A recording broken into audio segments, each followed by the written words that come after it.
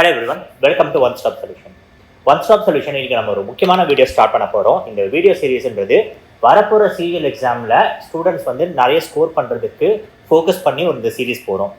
எதுக்காக இந்த சீரீஸ் நம்ம ஸ்டார்ட் பண்ணியிருக்கோம்னா, என்னதான் நம்ம ரொம்ப டெடிக்கேட்டடாக படித்தாலும் ஒரு சில விஷயங்கள் நம்ம எக்ஸாமுக்காக பண்ணி ஆகணும். ஸோ சிஜிஎல் மாதிரி எக்ஸாமில் ரொம்ப இம்பார்ட்டண்ட்டான ஒரு விஷயம் என்னன்னா, ப்ரீவியஸ் கொஸ்டின் பேப்பர்ஸை சால்வ் பண்ணுறது.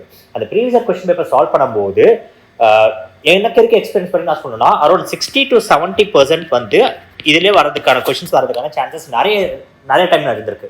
ஸோ ஒரு சில எக்ஸப்ஷன் கேசஸ் இருக்கலாம், but most of the time இந்த ஹிஸ்ட்ரியிலே பார்த்தீங்கன்னா சிஜிஎல் எக்ஸாம் ஹிஸ்ட்ரியிலே நிறைய கொஷின்ஸ் வந்து ஆல்ரெடி உங்களுக்கு ப்ரீவியஸ் அலோகேட்டடாக இருக்கும்.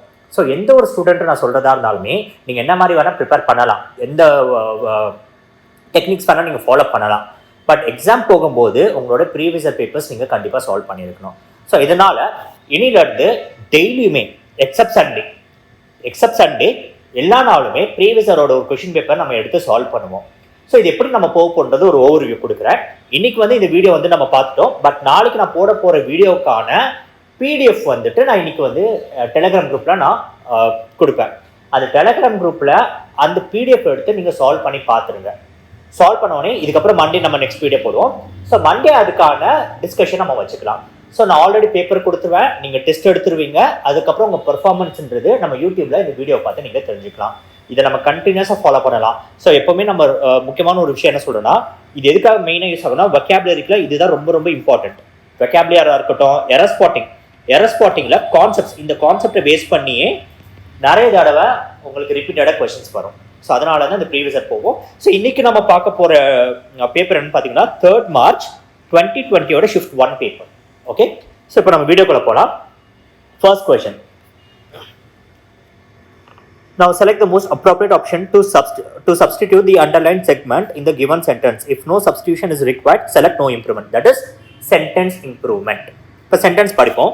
The director will agree to with the proposal if we do not exceed the budget. Now there are two prepositions. Agree to வரும், agree with வரும். இது ரெண்டுமே எங்க யூஸ் பண்ணுவோம்னா, agree with is with someone. Someone என்ன அர்த்தம்? Person, human beings, people. Okay, so people பத்தி பேசும்போது தான் we use the word with along with the word agree. So to எப்போ யூஸ் பண்ணோம்னா, agree to something. அப்போ மனிதர்கள் அற்ற விஷயங்களுக்கு நம்ம to யூஸ் பண்ணுவோம். அப்போ இந்த சென்டென்ஸ்ல with வராது, to வரும். So the answer is on a proposal வராது, to the proposal is the right answer. So எதுமே கரெக்டா வராது. So the answer is B, agree to the proposal. Next பார்க்கலாம். Again அதே sentence improvement தான். The captain as well as the players were responsible for winning the trophy.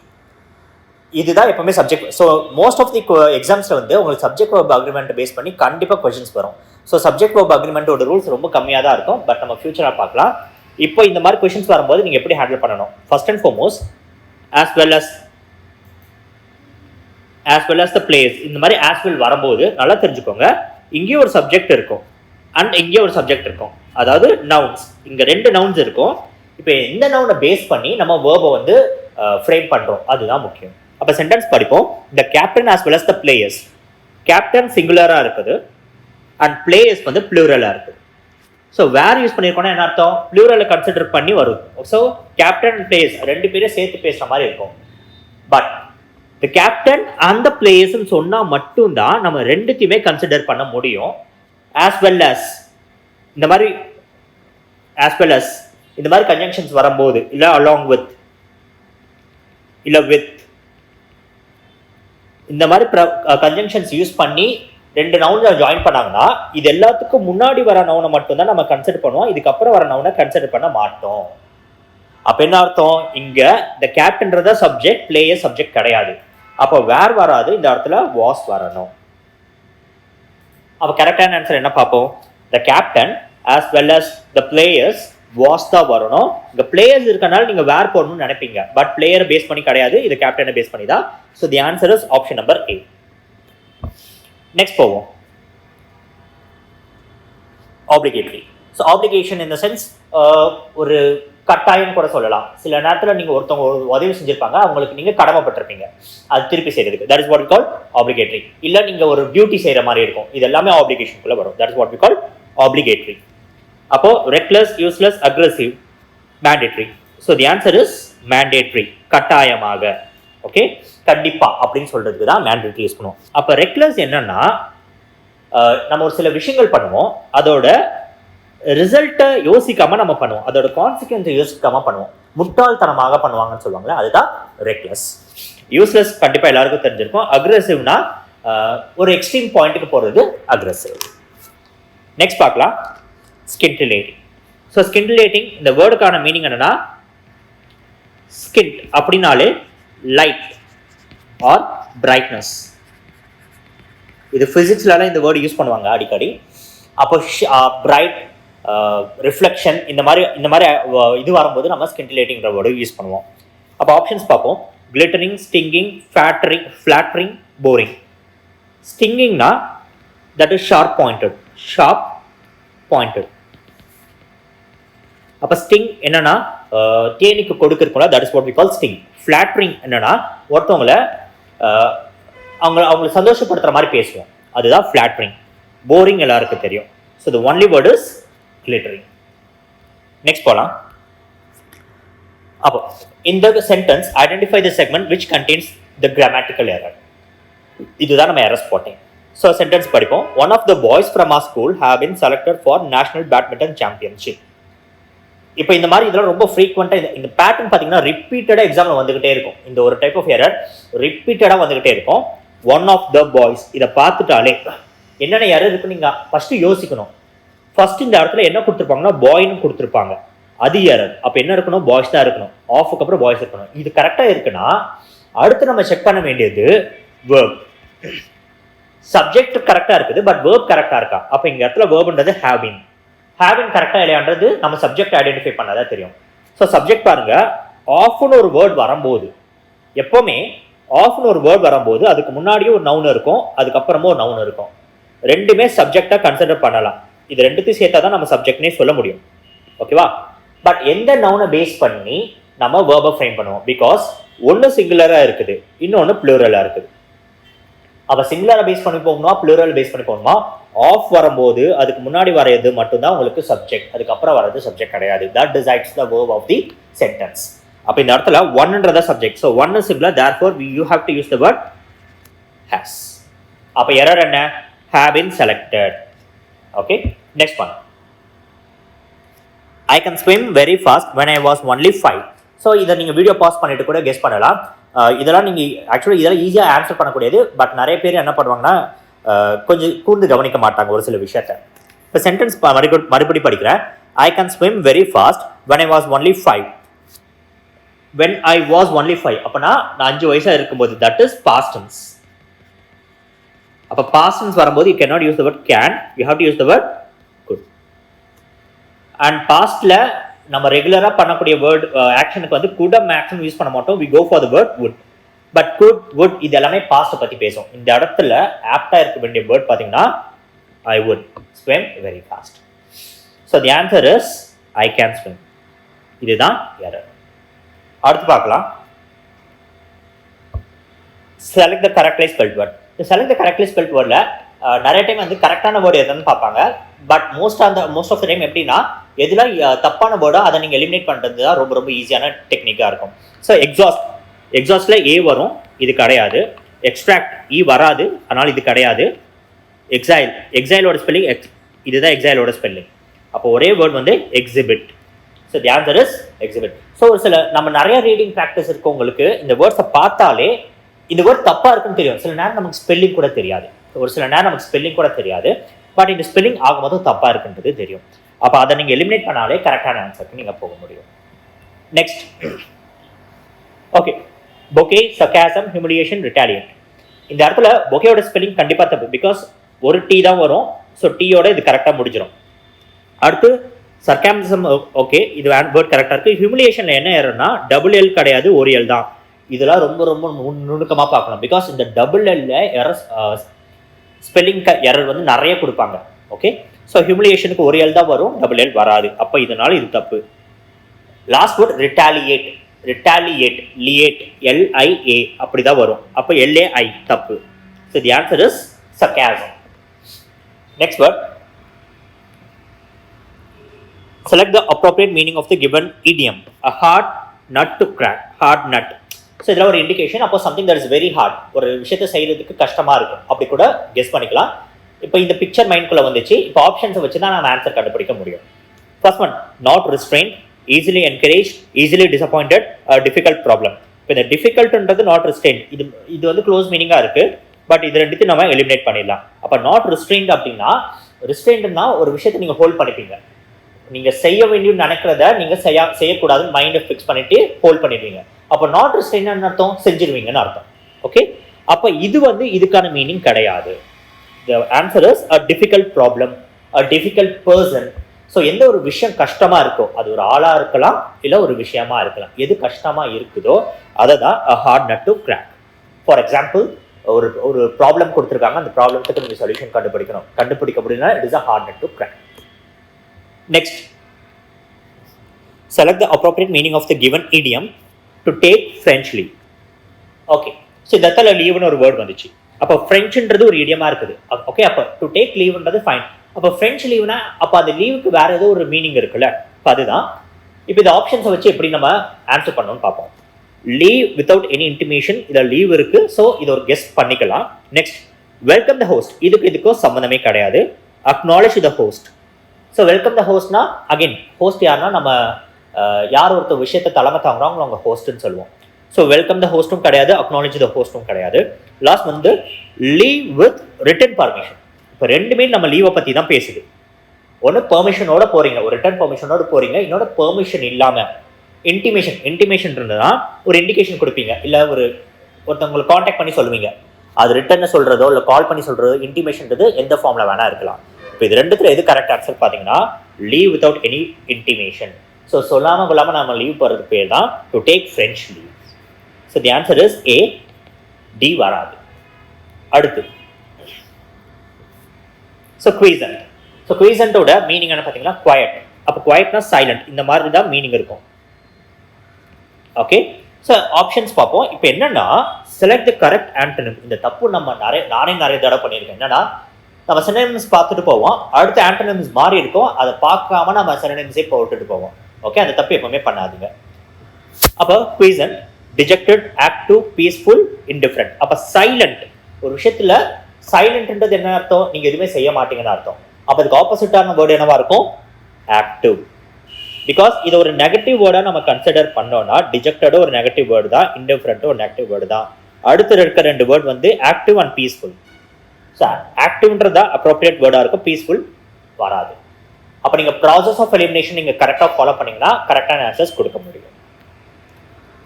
Exodus, X, exit, exile, இதில் எல்லாத்துலையும் வரக்கூடிய word தான் X. அப்போ எக்ஸ்னா out, வெளியே. Exodus என்னன்னா ஒரு குரூப் ஆஃப் பீப்புளை ஒரு இடத்த விட்டு நம்ம துரத்துவாங்க, இல்லை அந்த இடத்த விட்டு அவங்க வெளியே போயிடுவாங்க. ஓகே, அதுக்கு பேர் தான் எக்ஸோடஸ். ப்ராப்ளம் என்ன வேணா இருக்கலாம், ரீசன் என்ன வேணா இருக்கலாம், but group of people they are sent outside. Okay, they are asked to leave the place. That is what we call exodus. இப்போ ஆப்ஷன்ஸ் பார்ப்போம். Exit, refund, arrival, departure. இப்போ எக்ஸிட்ன்றது அதோட மீனிங் தான், அப்போ அது வராது. ரீஃபண்ட் கண்டிப்பாக இருக்காது. டிபார்ச்சர்னாலும் என்னது கிளம்புறது. ஸோ இது எல்லாமே அதுக்கு ரிலேட்டட் வேர்டாக இருக்குது. ஆப்போசிட்டாக இருக்கிறது arrival. So the answer is arrival. Next, select the indirect narration of the given sentence. So direct and indirect speech. அப்போ இது வந்து டைரக்ட் ஸ்பீச்சா இருக்குது. இதை பார்த்தாலே நமக்கு தெரியுது இட் இஸ் டைரக்ட் ஸ்பீச். அப்போ இன்டைரக்ட் ஸ்பீச் எப்படி கண்டுபிடிக்கணும்னா ஃபர்ஸ்ட் அண்ட் ஃபார்மோஸ்ட் நான் எப்பவுமே என்ன சொல்வேன்னா வேர்பை பேஸ் பண்ணி மட்டும் தான் நம்ம ஆப்ஷன்ஸ் பார்க்க முடியும். அப்போ வேர்ப்ன்றது இந்த இடத்துல can you tell me. So sentence படிக்கிறேன். He said to the hotel receptionist, can you tell me the tariff of rooms? So can you tell me the tariff of rooms? அப்போ கேன்ன்றது இட் ரெப்ரசன்ட்ஸ் present. ஒரு தம் rule என்னன்னா எப்பெல்லாம் ஒரு particular டென்ஸ்ல இருக்கோ ஒரு sentence அது indirect ஸ்பீச்ல மாற்றும் போது அதோட பாஸ்ட் டென்ஸ் போகும். அப்போ கேனோட பாஸ்ட் டென்ஸ் வந்து குட். ஸோ ரொம்ப சிம்பிளா என்ன பண்ணுவோம்னா எதுல குட் இல்லாம கேன் இருக்குதோ அதெல்லாம் எலிமினேட் பண்ணுவோம், இல்லை குட்டை தவிர்த்து பாக்கி எது இருந்தாலும் நம்ம எலிமினேட் பண்ணுவோம். இப்போ அந்த லாஜிக்ல பார்ப்போம். ஃபர்ஸ்ட் ஒன் கேன் இருக்கு, எலிமினேட்டட். செகண்ட் ஒன் குட் இருக்கு, இதை வந்து கன்சிடர் பண்ணிக்கலாம். இதுதான் ஆன்சர் சொல்ல முடியாது. தேர்ட் ஒன் கேன் இருக்கு, எலிமினேட்டட். ஃபோர்த் ஒன்ல அது கிடையவே கிடையாது. பிகாஸ் இது ஒரு ப்ராபபிலிட்டியில தான் சொல்றாங்க அண்ட் இது வந்து ஒரு கொஸ்டின் கூட. ஸோ அதனால ஃபோர்த் ஒன் தப்பு. அப்போ இருக்கிறது ஒரே ஆப்ஷன் பி. இப்போ இதை படிச்சு பாருங்க. He asked the hotel receptionist if he could tell him the tariff of rooms. எதுக்காக இந்த மெத்தட் நம்ம ஃபாலோ பண்றோம்? ஏன் ஃபர்ஸ்ட்ல he said to the hotel receptionist, இது வந்து இன்ட்ரோகேட்டிவ்ல இருக்கா, ஏன் என்கொயரி வராது, ஏன் ஆஸ்க் வராது? இதுல நீங்க கன்ஃபியூஸ் ஆவீங்க.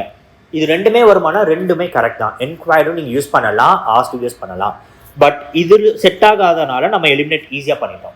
ஸோ அதனால எப்பவுமே வேர்பை பேஸ் பண்ணி போங்க. அதாவது ரிப்போர்ட்டிங் ஸ்பீச்சோட வேர்ப் பேஸ் பண்ணி போங்க. ஓகேவா? ரிப்போர்ட்டட் ஸ்பீச்சோட வேர்பை பேஸ் பண்ணி போங்க.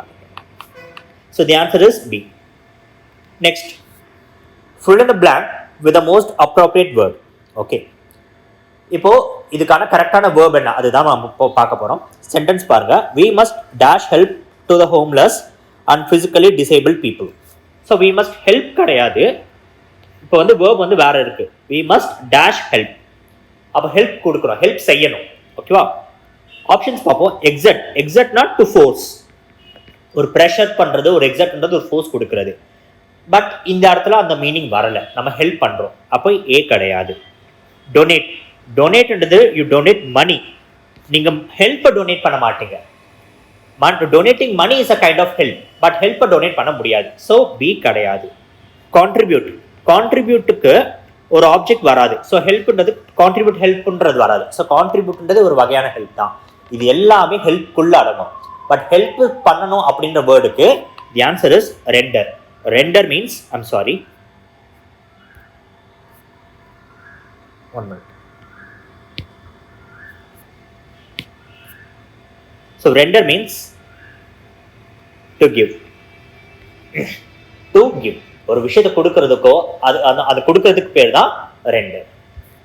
Next, I'm sorry, மாத்தி எழுதிட்டேன்.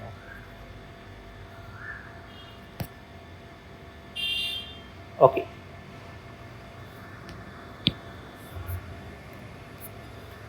One minute. Okay, next one, Papa. Fill in the blank with the most appropriate word. Handle this glass table with care because it is. Handle this glass table. Okay. Appo, it is dash. Fragile, frugal, volatile, ductile. Fragile na glass எப்படி இருக்குன்னா அடிச்சா உடஞ்சிடும். So எது வந்து உடையக்கூடிய தன்மை இருக்குதோ அது எல்லாமே நம்ம ஃப்ராஜைல் சொல்லுவோம். ஸோ ஆன்சர் வந்து ஃப்ராஜைல். இப்போ மற்ற வேர்ட்ஸ் என்னன்னு பார்ப்போம். ஃப்ரூகல்னா a person who is very careful in spending money or food or resources. So ஒரு விஷயத்தை ஸ்பெண்ட் பண்ணும்போது ரொம்ப கேர்ஃபுல்லாக ஸ்பெண்ட் பண்ணுவாங்க, பார்த்து ஸ்பெண்ட் பண்ணுவாங்க. அதை நம்ம ஃப்ரூகல் ஆர் ஃப்ரூகாலிட்டி சொல்லுவோம். வாலடைல்னா காத்துல கரைஞ்சு போகக்கூடிய தன்மை இருக்கும். For example, petrol is volatile in nature. Petrol நீங்க திறந்து வச்சீங்கன்னா அது ஏர்ல அப்படியே வேப்பர் ஆயிடும். That is volatile. Next, ductile. Ductile என்னன்னா ஒரு மெட்டலை நீங்க அடிச்சீங்கன்னா அது உடையாது. பிகாஸ் ஒரு காப்பர் பிளேட்டை நீங்க அடிச்சீங்கன்னா அது வளையும், கிளாஸ் அடிச்சீங்கன்னா அது உடையும். ஸோ அதுதான் ஃப்ராஜைல் அண்ட் டக்டைலுக்கு இருக்க டிஃபரன்ஸ். ஸோ இது எல்லாமே தப்பு. கரெக்டான ஆன்சர் பார்த்தீங்கன்னா ஃப்ராஜைல். அடுத்து, ஐம் சாரி, இது எதுக்காக நம்ம அங்கே எழுதுனதெல்லாம் இங்கே வந்துச்சு, ப்ராப்ளம் இல்லை.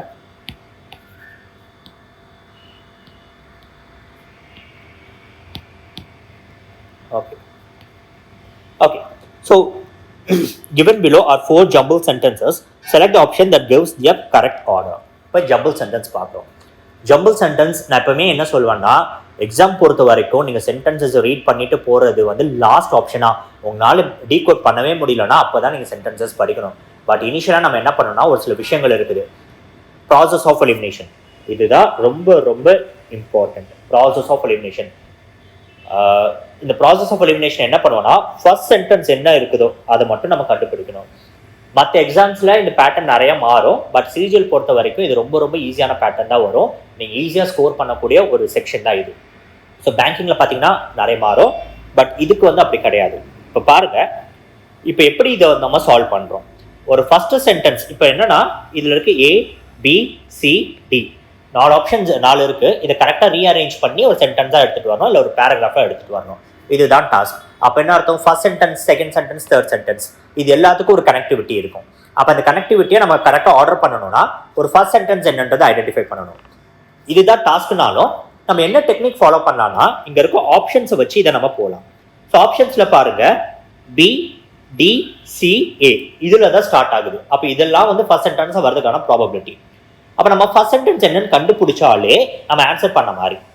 அப்போ இந்த இடத்துல ஹவவர், இப்போ ஃபர்ஸ்ட் சென்டென்ஸ் எடுத்துப்போ இல்லை ஹவவர் இருக்கு. ஹவவர் எப்போ யூஸ் பண்ணுவோம்னா ஆல்ரெடி ஒரு விஷயம் சொல்லிட்டோம், அதுக்கு கான்ட்ரடிக்டிங்கா இன்னொரு விஷயம் நடக்குது. இப்போ நம்ம எஸ் சொல்லிட்டோம்னா பட் நோக்கு ஒரு பாசிபிலிட்டி இருக்கு. அந்த மாதிரி கான்ட்ரடிக்டிங்கா சொல்லும் போது தான் ஹவவர் வரும். அப்போ ஏ வந்து ஃபர்ஸ்டா இருக்க முடியாது, அதுக்கு முன்னாடி ஒரு சென்டென்ஸ் வந்திருக்கணும், ஏவை எலிமினேட் பண்ணிடலாம். பி போலாம். The general human tendency is to find faults in the policies framed by the government. இந்த இடத்துல ஸ்டார்டிங்ல இருந்து பாத்தீங்கன்னா இதை இன்னொரு சென்டென்ஸை டிபெண்ட் பண்ணி இருக்கிறதால வரல. ஓகேவா? ஸோ அதனால பி ஒரு பாசிபிலிட்டியில் இருக்கும், அதனால பி ஹோல்ட் பண்ணிக்கலாம். அதுதான் சென்டென்ஸ் கன்க்ளூஷனுக்கு வர வேணாம். தேர்ட் போவோம். தேல ஸ்டார்ட் ஆகுது. தேல ஸ்டார்ட் ஆனாலே இது ஃபர்ஸ்ட் சென்டென்ஸ் வராது. ஏன்னா இந்த ப்ரொனவுன் எப்போ யூஸ் பண்ணுவோம்னா ஆல்ரெடி ஒரு நவுன் சொல்லிட்டோம், பீப்புள் நம்ம ஒரு வேர்டு சொல்லிட்டோம் ஃபர்ஸ்ட் சென்டென்ஸ்ல, அதுக்கு அடுத்த சென்டென்ஸ்ல தேன்றது நம்ம யூஸ் பண்ணலாம். பட் தேன்றது ஃபர்ஸ்ட் சென்டென்ஸா வராது. ஸோ சி எலிமினேட் பண்ணிட்டோம். டி அதே மாதிரி தான் சோ, ஹவவர் மாதிரி சோ வந்து ஒரு ரீசன் சொல்லும். ஒரு ஸ்டேட்மெண்ட் சொல்லிட்டோம், அதனால இது நடக்குது, அதுக்கான காரணம் தான் இது அப்படின்னு சொல்லும் போது சோ யூஸ் பண்ணலாம். அப்போ சோவும் வராது. இது மூணுத்தையும் நம்ம எலிமினேட் பண்ணனால இருக்க ஒரே ஆப்ஷன் பில தான் ஸ்டார்ட் ஆகும்.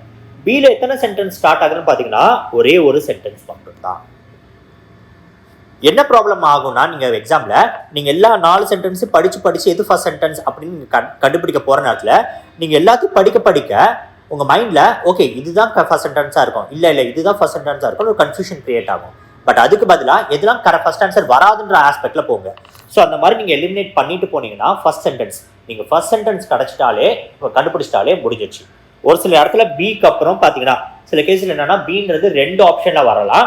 அப்ப பிக்கு அப்புறம் சின்னு ஒன்று இருக்கலாம், இல்ல பிக்கு அப்புறம் டின்னு ஒன்று இருக்கலாம். அப்புறம் சிஆர் டிஆர் மட்டும்தான் நீங்க பாப்பீங்க தவிர்த்து பாக்கி எதுவுமே நீங்க கன்சிடர் பண்ண மாட்டீங்க. ஸோ அதனால இந்த மாதிரி ப்ராசஸ் ஆஃப் எலிமினேஷன்ல போறது பெஸ்ட். அடுத்து பார்க்கலாம். ஓகே, ஸோ இது வந்து க்ளோஸ் டெஸ்ட் அதே பேட்டர்ல வருது. டோட்டலா 5 blanks இருக்கு. ஓகே, ஸோ சென்டென்ஸ் படிப்போம். Communication plays a dash role in the overall development of man. It can be learned by our efforts. Today, success in our professional life depends on our dash to read, write, and speak well, which results in effective communication. Barriers dash communication hinder the communication process. It is very difficult to dash these barriers so that the transmission of the message can be smooth. So we are talking about communication. Okay, communication பத்தி ஒரு சின்ன data கொடுக்குறாங்க, அவ்வளவுதான், ஒரு explanation. That's it. First sentence பார்ப்போம். Communication plays a dash role. A dash role. So அப்போ என்ன இருக்கலாம், an important role. important அப்படின்ற வேர்ட் வரும். ஓகேவா? இப்போ கம்யூனிகேஷன் பற்றி பேசினாலும் அதுதான் இம்பார்ட்டண்ட்டாக இருக்க போகுது. அப்போ அதுக்கு ஆல்டர்னேட்டிவா என்னென்ன வேர்ட்ஸ் இருக்கலாம்? Lifeless, total, vital, better. இது எதுவுமே இம்பார்ட்டண்ட்டுக்கான எக்ஸ்பிளனேஷன் கிடையாது accept vital. So vital is an alternative word for important. So communication plays a vital role in the overall development of man. அடுத்து பார்க்கலாம். It can be learned by our dash efforts. Options பார்ப்போம். Conscious, contradictory, unclear, important. So இது எல்லாமே sentence வந்து positive ஆஸ்பெக்ட்ல போறது. அப்போ contradictory, unclear இது ரெண்டுத்தையும் நம்ம யூஸ் பண்ண முடியாது. Next, it can be learn by a dash efforts. So என்ன மாதிரி எஃபர்ட்ஸ்? இம்பார்ட்டன்ட் எஃபர்ட்ஸா இல்லை கான்ஷியஸ் எஃபர்ட்ஸா அப்படின்றது. பிகாஸ் கம்யூனிகேஷன்றது இம்பார்ட்டன்ட் சொல்லியாச்சு. அப்போ அதுக்கு என்ன மாதிரி எஃபர்ட்ஸ் வேணும்னா கான்ஷியஸ் எஃபர்ட்ஸ். ஸோ கான்ஷியஸோட மீனிங் உங்களுக்கு தெரிஞ்சிடும். பிகாஸ் இந்த கான்ஷியஸ்ன்ற ஒரு வேர்ட் எக்ஸ்பிளைன் பண்ணுறது ரொம்ப கஷ்டம். கான்ஷியஸ்ன்றது என்னன்னா சுற்றி என்ன நடக்குதுன்றதுல நம்ம அவேராக இருக்கும், நமக்கு தெரிஞ்சிருக்கும், அதுதான் கான்ஷியஸ்ன்னு சொல்லுவோம்.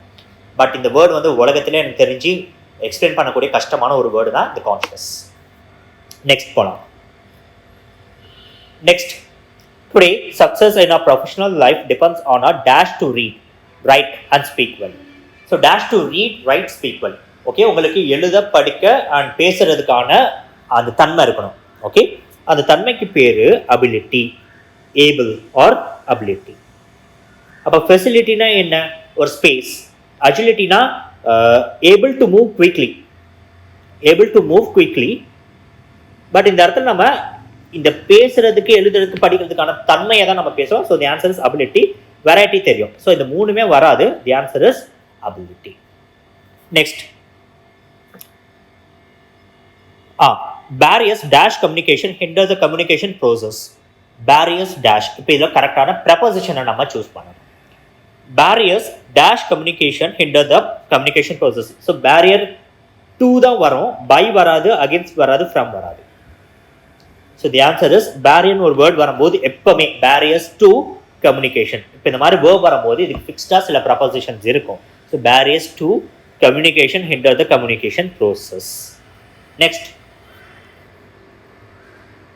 it is very important to dash these barriers so that the transmission of the message can be smooth. The options are strengthen, overcome, succeed, create.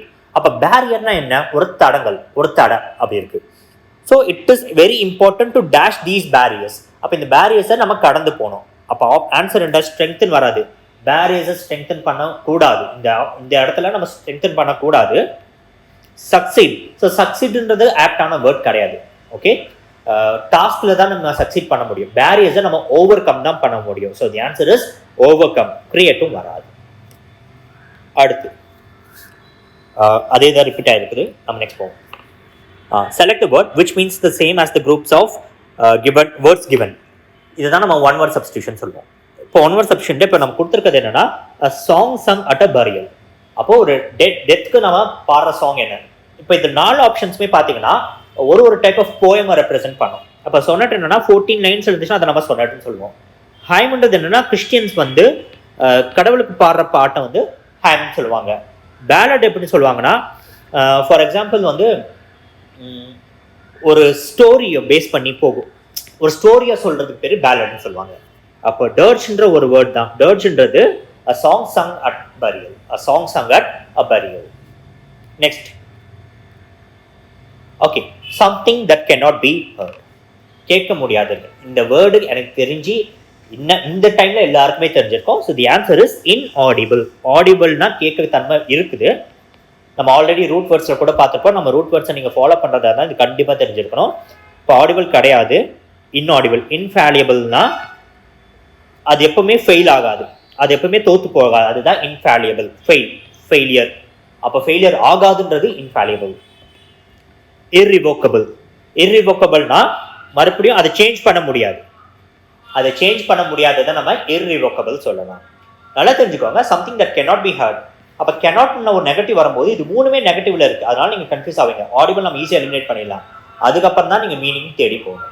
Okay, so இந்த மாதிரி நம்ம டெய்லியும் ஒரு பேப்பர் நம்ம சால்வ் பண்ணிட்டு வருவோம்னா இந்த பேப்பரில் இருக்க synonyms, antonyms, idioms and phrases, error spotting, sentence improvement, இது 5த்தையும் நீங்கள் தரவாக எப்பவுமே படிக்கணும். அண்ட் இதுக்கப்புறம் வர வீடியோஸில் பார்த்தீங்கன்னா ரீடிங் காம்ப்ரிஹென்ஷன் மட்டும் நான் எடுக்க மாட்டேன். ரீடிங் காம்ப்ரிஹென்ஷன் அஃப்கோர்ஸ் அது பேசேஜ்லேருந்து அந்த ஆன்சர் வரப்போகுது. அதனால் அதை எடுக்கிறதுல எந்த வகையில் யூஸ் கிடையாது. நம்ம டைம் கொஞ்சம் சேவ் பண்ணணும். ரீடிங் காம்ப்ரிஹென்ஷன் நீங்கள் தனியாக ப்ராக்டிஸ் பண்ணிக்கோங்க. நான் வேணா அந்த மெட்டீரியல் கொடுக்குறேன், அதில் நீங்கள் ப்ராக்டிஸ் பண்ணிக்கலாம். ஆன்சர்ஸ் வந்து நான் கொடுத்துறேன். ஓகே, ஸோ நம்ம நெக்ஸ்ட் வீடியோவில் நெக்ஸ்ட் செட் ஆஃப் வேர்ட்ஸ் பார்ப்போம். நெக்ஸ்ட் கொஸ்டின் பேப்பர் பார்ப்போம்.